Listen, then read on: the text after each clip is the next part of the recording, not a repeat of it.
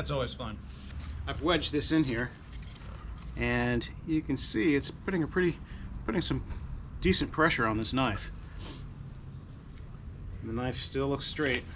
So with that small test, I think the Bowler K110 is good to go in my opinion. Hi, I'm Jim, and welcome to my channel. It's been a while since I've talked about knives. Now I know this is probably not the knife video that most of you were expecting. I still have to do an in-use video of the Phobos Tier 1C. I also need to do an in-use video of the Devil's Horn, and I picked up 2 kukris from Heritage Knives several weeks ago, and I still need to review those. I have been using the Heritage Knives kukris. I've used them on my trees here, and they're excellent, and I can't wait to show you those. But I got 2 knives in the mail today from Work Tuff Gear. I thought I would do a quick introduction video for folks that might be interested, since the knives are still up on the site. The 2 knives that I got are the Lamigo-S and the Lamigo. These are essentially the same knives. The only difference really is that one has a high saber grind and a swedge, while the other has a flat grind and no swedge. The Lamigo has a high saber grind and a swedge, and the Lamigo-S, which stands for slicer, has a flat grind and no swedge. These knives come in 2 different steels. You'll have to check the website for the exact configurations. The Lamigo comes with this set of G10 orange scales. It also comes in a set of green scales, sort of a forest green scale. Now the reason I picked up both was because I wanted the Lamigo-S, but I wanted the orange scales that came with the Lamigo, and because you can't get the same scales on each knife, I figured I would do what I did with the Red Wolf, which was to purchase both knives, swap the scales, and then sell the Lamigo. Now, unbeknownst to me, Vic Lynn, who owns Work Tuff Gear, he actually added an extra set of scales to my purchase. And that's the scales that are actually on the knife now. So originally I was going to put these orange scales onto the Lamigo-S. These are the original scales the Lamigo-S came with. The Lamigo comes with these yellow, green, and black scales, as well as, I guess this is the neon green and black. Doesn't really look very neon to me, but I think that's what they call it. I wanted this knife with those scales, but Vic was good enough to send me these scales. Now these are oversized because they haven't been fitted to the knife. I can sand this down myself, no worries there. But I really like these scales better, and I like the fact that he hasn't actually shaped them to the knife, because they're a little bit more aggressive in their texturing, and I'm actually liking that a lot. I'm going to keep these scales on this knife. I'm going to keep the orange on the Lamigo, and since I really wasn't interested in owning the Lamigo anyway, I'm going to go ahead and sell that. As I said, the Lamigo and the Lamigo-S are basically the same knife. The only difference is a slight change in the blade profile. The knives are 11.8 inches long with a 6.5-inch blade and a 5.9 inch cutting edge. It has a choil. The blade thickness is 1.69 on the spine, and the weight is 14.4 ounces. Part of the reason I'm introducing these knives is because I'm always being asked about, affordable backpacking knives. Some of the knives that I presented in my backpacking series, they're all great knives, but if you're not a knife aficionado, they're a little bit on the pricey side. So for example, the Dark Timber Honey Badger, which is my go-to backpacking knife, it retails for about $325. And Peter Kohler is going to be making these available sometime soon on a regular basis. But right now, if you try to pick one of these up on the secondary market, you're probably looking at $500. And I think for most people, especially if you're not into knives, you're probably not going to want to throw down $500 for a knife. The other knife that I brought out was the Phobos Tier 1C. Now, I've not done a full review on this yet. That is coming, but I do have a review on its big sister, the MKB7. Now this when it's in stock and available, and you can still get these now, I believe. But if you look at the Phobos Tier 1C, it's it's a $325 knife, and again, $325 if you're not a knife aficionado is maybe more than you want to spend. The Lamigos, however, these are $145 each. Shipping from Taiwan takes about 3 to 5 days, depending on whether you catch them at the end of the week or at the beginning of the week. And these are perfectly serviceable knives. So the Lamigos come in 2 different steels. This Lamigo is Bowler K110, which is essentially D2. Now, I'm gonna be perfectly honest. I don't care for D2. I've owned D2 knives in the past. I've found them very chippy. Now, I completely understand that the quality and the effectiveness of any steel comes down to the heat treat and basically the person that is producing the knives. So that said, I am, from what I've seen so far, the heat treat on these Work Tuff knives is pretty good. And I've seen reviews of people testing this knife. It seems to be fine. I'm going to test it a little bit today. We'll see how it holds up. The Lamigo-S is SK85, and that is my preference. I've talked about SK85 before. It is very similar to 1095 or 1085, which is perfectly serviceable steel. So this is a known quantity. It's a good high carbon steel. Characteristic wise, we've got a stout blade with a sharp spine. It's a very sharp spine. We've got a choil, very comfortable handle. I personally prefer the texturing on the Lamigo-S to the texturing on the Lamigo. As I mentioned, one comes with a swedge, one comes without. We've got what I'm presuming is a lanyard hole here in the Lamigo that is absent from the Lamigo-S. We've got jimping across the top. The jimping is not super refined, but it is not uncomfortable. If there is any suggestion that I would make to Work Tuff, and that would be to chamfer the very edges of the jimping here to make it more comfortable. You can see that on the Lamigo-S it does seem to be executed a little bit better than on the Lamigo. There's less of it on the Lamigo-S, more of it on the Lamigo, and it is a little thicker and sharper on the Lamigo than on the Lamigo-S. That said, it's not uncomfortable. It's got this lanyard hole in the back. It's got this bare metal here, which can be used for braking should you need to do that. The knives come with a Kydex sheath with a belt strap, which I much prefer to the Molly straps that they've been including. This has got a snap and Velcro mechanism here.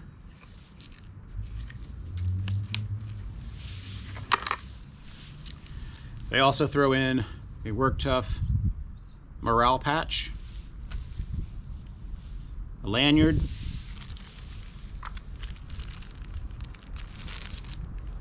and extra screws for the removable scales. And these screws are black, and the original screws are silver. Now Work Tuff has 3 knives on their site that are very similar. They've got the Elbrus, which is very much like this, except that it has more of a tactical design to it. It's got a deep swedge to it, and it's a little bit longer. There's the Campo, which is, it looks to be essentially this knife without the choil. So if you don't like the choil, you might want to go check out the Campo. I think of this as, sort of a survival knife, but it would make a fine backpacking knife, I'm sure. Let's test it out. Do a little splitting, batoning, and start a fire. Okay, let's start off with a little fire starting. That's always fun. It is getting darker here, as you can see. It's about 6:30. It's been really, really windy today. I'm not going to do anything too fancy here. I'm just going to use the spine to scrape off some fat wood, use my ferro rod to spark the fire.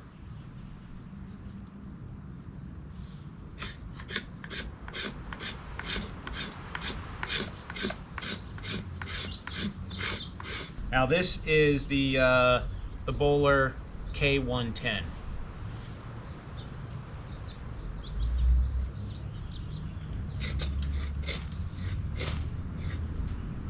Here we go. Not too bad.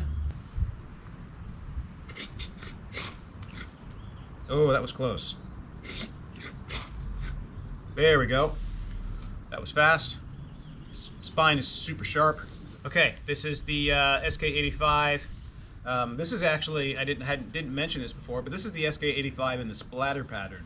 And in my experience, the splatter pattern starts to fire better than the the standard finish.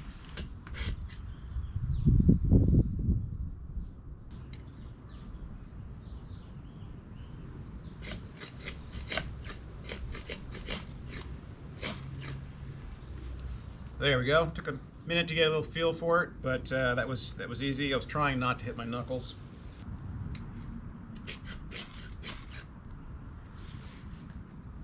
There we go. Okay, let's do some cutting. So this is from a crawling tree or a vine in my yard, and it's pretty dense. Not quite sure what it is. Cut it down the other day, so we'll do some cross batoning on it.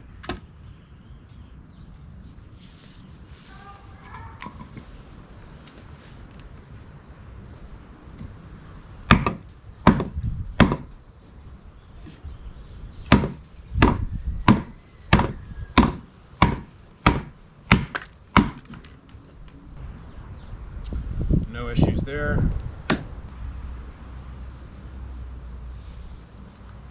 I'm trying to salvage as much of my wood as possible. I don't have that much left for testing, so.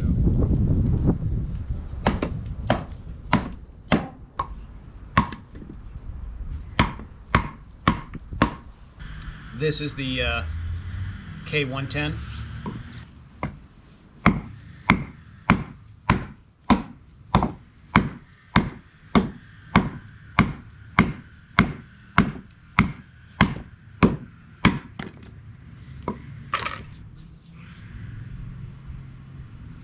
No edge damage. Now this is still green wood.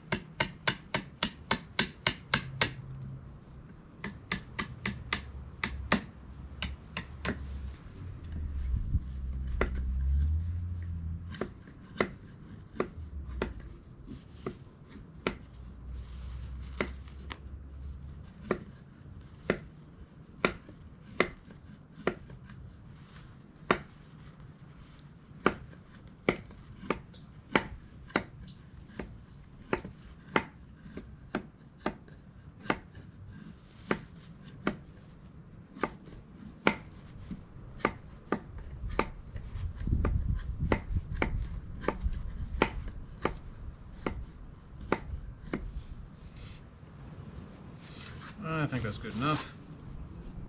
It's good enough steak.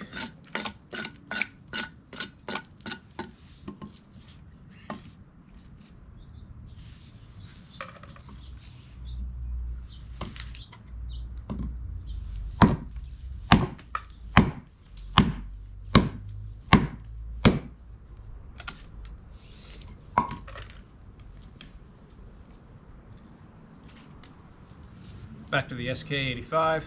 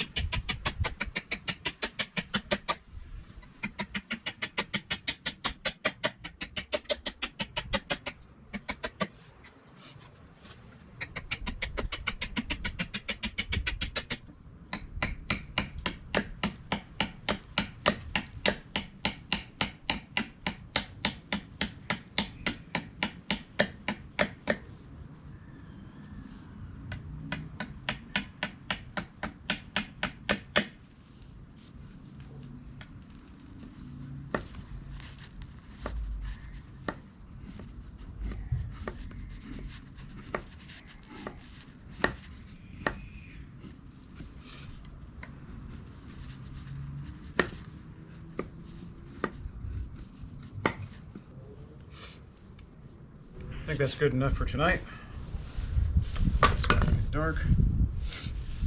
This is the K110 again, the D2.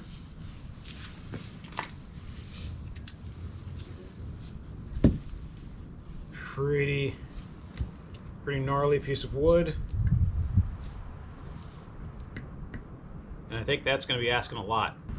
Yeah, I think that's a little bit thicker than I would normally baton with this, so what we're going to do is we're just going to take it in from the sides.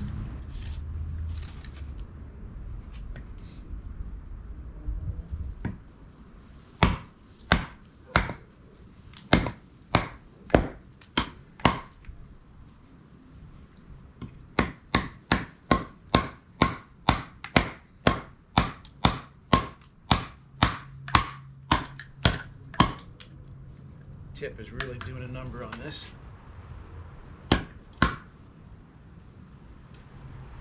Yeah, you know what? Resituate it, go a little bit deeper.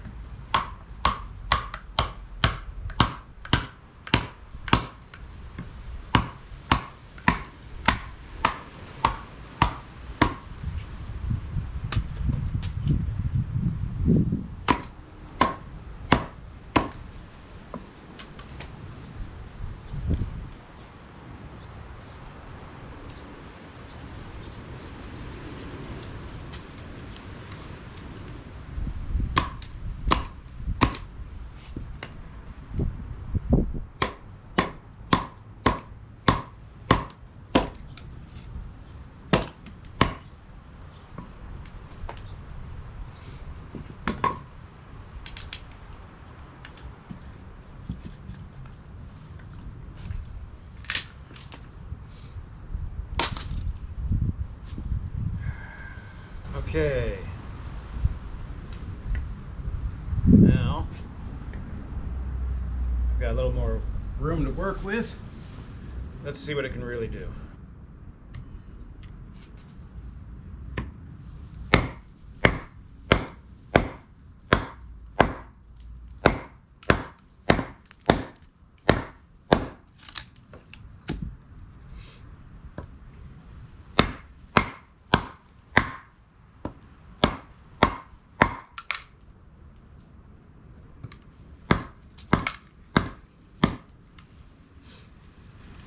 Yeah, a piece of wood this big on this knife, borderline abuse, admittedly.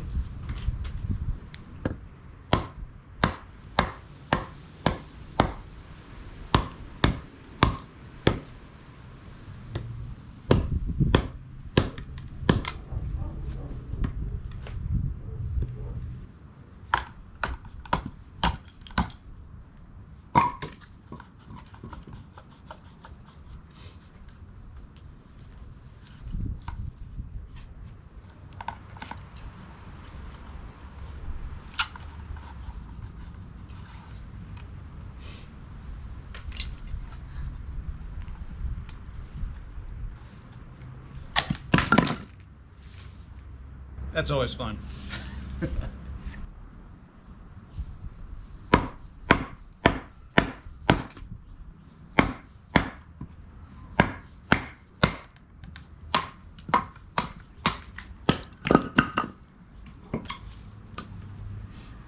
Cool.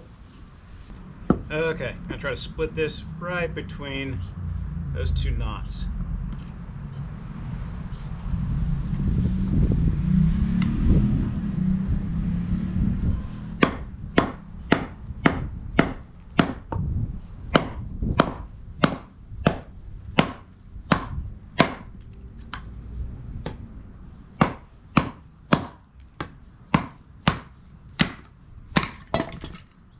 And yeah, you know, like I said, this may be a little abusive, but I'm not a fan of D2, and so I really want to know whether I'm going to have any issues with it. I mean, this isn't the one I'm going to keep, but I really want to know if anybody out there might have some issues with it. Right now, I'm not seeing any chipping or anything like that, so all good. I guess there's really not much I can do here. I can try to go through that knot. I don't see any real point in that though. A knot's a knot. Well, what the heck? You know what? What the heck?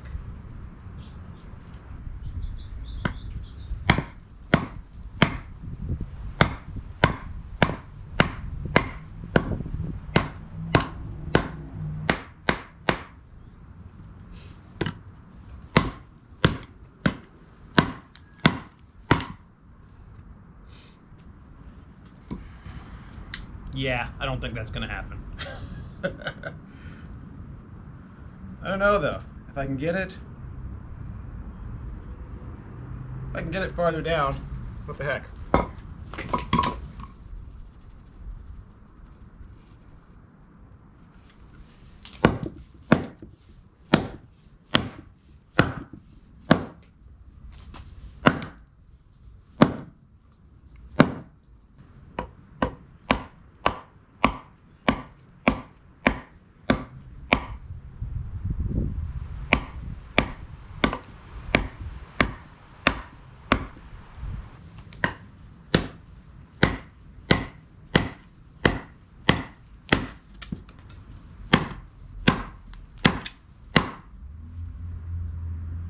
Yeah, not happening.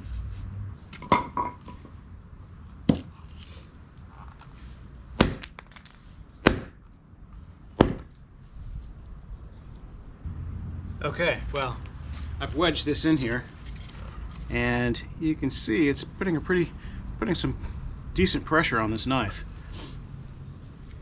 The knife still looks straight.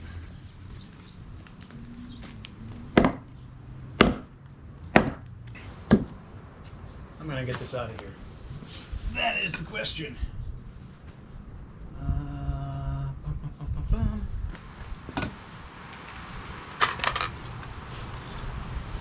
Okay, maybe I went a little too far with that one.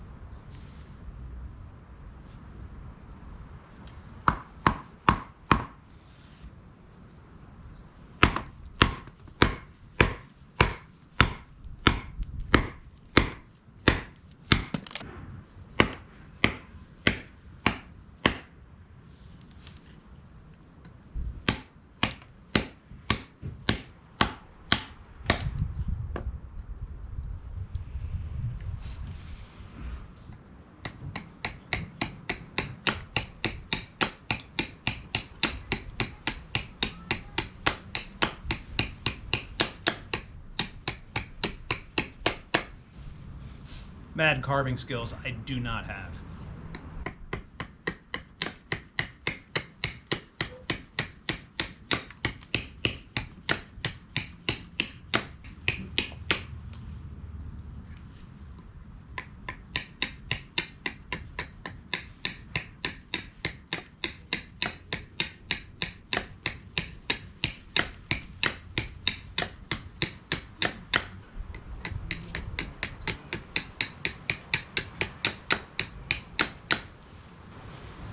Okay, maybe that'll work.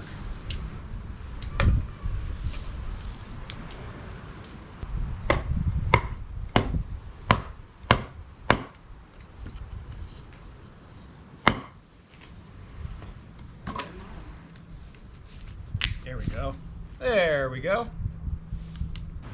Okay, so one test I want to do with D2 is the dreaded fall.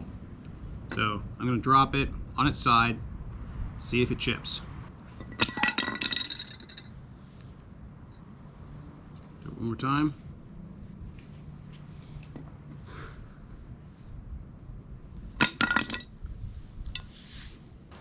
So, as you can see, as you might be able to see, it didn't chip, but it did roll, which is what you would want, right? You want to have a roll in there. You don't want it to chip. So, yeah, I think the heat treat on this is good, and this is good to go. Rolls are easily fixed. Chips, not so much so. So, this is something that can be sharpened out pretty easily. It's getting dark here, and my neighbors are coming out. So, I hope you enjoyed the video. Thanks for watching. So it's been a couple days since I originally did the comparison test between the two knives, and I'm gonna have to admit, despite my obvious prejudice during the video, I really ended up liking the Lamigo and liking the K110. I don't know if it was because of the steel or because of that particular knife, but any knife that starts a fire that easily, I like. After ruminating on it for a couple days, watching and editing the video, it's definitely not my typical video, not what I typically like to do with knives, but I really sort of wanted to push the envelope with that steel and convince myself that it would be something that I could rely on. So that said, I still don't know what I'm gonna do with the knife. I'm either gonna keep it, or I've got a friend that's just getting into backpacking, and I may give him the knife. My overall impressions: the K110 material would be a fine knife material to have out in the backcountry. The Lamigo started a fire better. I don't know if that was because of that particular knife or the knife material. I mean, it did seem to have a sharper spine, but it could also be, it is a harder steel than the SK85, and I mean, maybe that's what made the difference. The Lamigo-S was slicier. It seemed to, carve a lot better. I didn't really do a good comparison in terms of splitting with the two knives. Unfortunately, it got a little bit too dark. Can't really give any impressions there. But my overall impressions of both knives is that they would be fine knives to have out in the backcountry with you, and I was pleasantly surprised with the K110. Now, unfortunately, as it's taking me a few days to actually edit the video, I have noticed that some of the knives that I've mentioned in the video are no longer available on the site.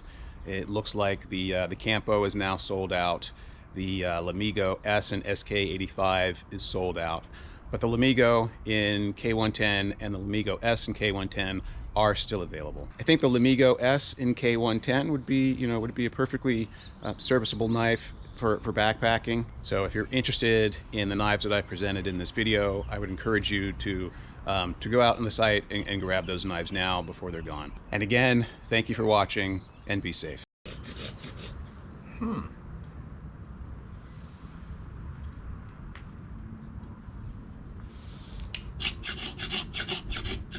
Oh.